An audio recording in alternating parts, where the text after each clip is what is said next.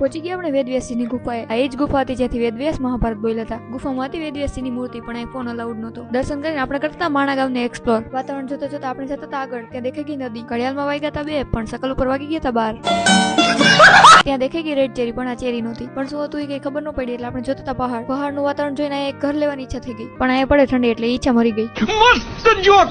પહાડી લોકોને હેલો કરીને આપણે જતા હતા આગળ. એઝ ઓલવેઝ બધા આગળ, આપણે એની પાછળ. આપણે જાણું તું ભીમપુલે. ત્યાં દેખાઈ ગયું અલકનંદા નદી. દેખાઈ ગયું આપણને સરસ્વતી મંદિર. પહોંચી ગયા આપણે સરસ્વતી નદીના ઉદ્ગમ સ્થાને. જ્યારે ગણપતિ બાપા મહાભારત લખતા હતા ત્યારે આ નદીને શ્રાપ મળ્યો હતો, એટલે જ સરસ્વતી નદી ઉદ્ગમ સ્થાને જ લુપ્ત થઈ જાય છે. પહોંચી ગયા આપણે મંદિરે. મંદિરમાં પગ મૂકતા બરફ ઉપર ચાલતા હોય ફિલિંગ આવવા માંડી. વેદવ્યાસજીના દર્શન કરીને આપણે કરી લીધા સરસ્વતી માના દર્શન.